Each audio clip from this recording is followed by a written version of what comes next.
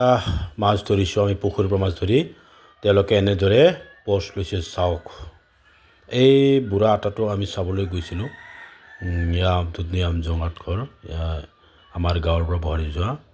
ৰেখা ৰাভাৰ ঘৰত তাৰপিছত আমি চাহ জলপান পিঠা খালোঁ আমি ইমান ফেমিলি গৈছিলোঁ বহুত ফেমিলি তাৰপিছত পুখুৰী নামিলোঁ চাহ পানী খাই তিনিজন বহাৰে নামিলে আৰু আমাৰ জোৱাইটো আশ্ৰা লৈ মানে পুখুৰীত নামিলে ইয়াত থিয় আছে আৰু তেওঁলোকে লাম্ভা লাম্ভা দীঘল বাৰী লৈ তেওঁলোকে পুখুৰী ইফাৰ পৰা সিফাৰ মানে পানীত কোবাবলৈ আৰম্ভ কৰিলে যাতে মাছবিলাক উলট পালট হৈ আশ্ৰাখন ফেৰালে মাছটো আশ্ৰাৰ ভিতৰত সোমাই যায় তাৰপিছত আমি মাছটো দুটা একেবাৰে পালোঁ ইয়া হৈছে প্ৰথম যাত্ৰা মাছ ইয়া মাছ ধৰোঁতে গেল চাকচু পোৱা হাত এনেদৰে বুলি তাক মনতে খং কৰিলে কি হ'ব মাছটো যিটো উৰিলে তাৰে ভিতৰত এটা পাল